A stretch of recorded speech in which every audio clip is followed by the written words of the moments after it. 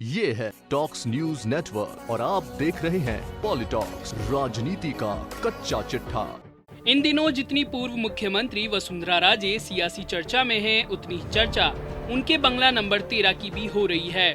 सियासी घमासान के दौरान अशोक गहलोत सरकार ने एक ऐसी पॉलिसी बना दी है कि अब वसुंधरा राजे को यह बंगला खाली नहीं करना पड़ेगा। मुख्यमंत्री के लिए सिविल लाइंस में बंगला नंबर 8 का आवंटन होता है, लेकिन वसुंधरा राजे मुख्यमंत्री थी तब भी और अब जब मुख्यमंत्री नहीं है तब भी बंगला नंबर 13 में ही रह रही है। पूर्व मुख्यमंत्री वसुंधरा राजे इस बंगले को अपने लिए शुभ मानती है। यही कारण है कि वो इसी में रहना चाहती है, लेकिन उनके शुभचिंतकों की भी कोई कमी नहीं है। वसुंधरा राजे से इस सरकारी बंगले को खाली कराने के लिए सबसे पहले कभी उन्हीं की कैबिनेट में मंत्री रहे और पूर्व सांगानेर विधायक घनश्याम तिवारी ने बड़ी मुहिम चलाई थी, लेकिन मुहिम सिफर रही और मैडम वसुंधरा राजे इसी बंगले में रही।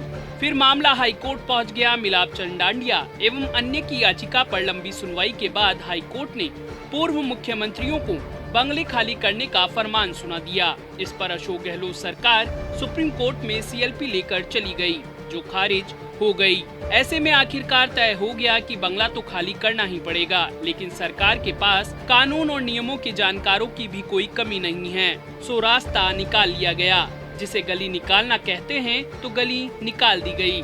इसके लिए सरकार ने एक नई स्टेट पॉलिसी तैयार कर उसे लागू कर दिया है। इस पॉलिसी से गहलोत सरकार ने पूर्व सीएम वसुंधरा राजे के बंगले को खाली होने से बचाने का रास्ता निकाल लिया है। सरकार ने 4 बड़े बंगलों को विधानसभा की आवास समिति के अधीन कर दिया है।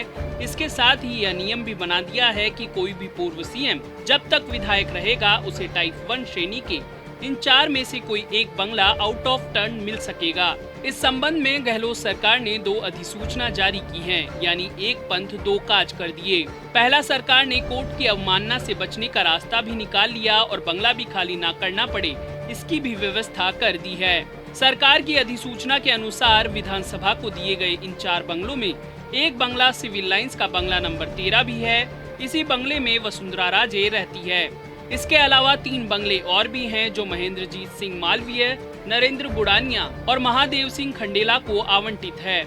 इन 4 बंगलों के आवंटन के लिए एक गाइडलाइन बनाई गई है। इसके तहत इन बंगलों का आवंटन राज्य के सभी पूर्व मुख्यमंत्रियों को हो सकता है। दूसरी गाइडलाइन के तहत वो नेता जो केंद्र में कैबिनेट मंत्री रहे हों या फिर केंद्र सरकार में राज्य मंत्री या कम से कम 3 बार सदस्य रहे हों, इसके साथ ही ऐसे नेता जो कम से कम 2 बार लोकसभा या राज्यसभा के सदस्य रह चुके हों। इस गाइडलाइन के अंतर्गत आने वाले नेताओं को इन 4 बंगलों में से किसी एक का आवंटन संभव हो सकेगा, लेकिन इसके साथ एक खास शर्त जोड़ी गई है कि उनका वर्तमान में विधायक होना जरूरी है।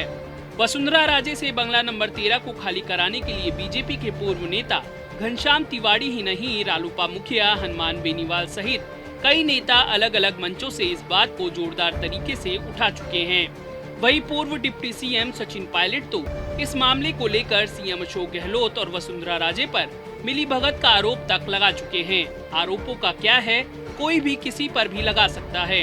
यहाँ तो मुख्यमंत्री गहलोत ने फिलहाल मैडम वसुंधरा राजे के बंगला नंबर 13 में रहने का पक्का इंतजाम कर दिया है।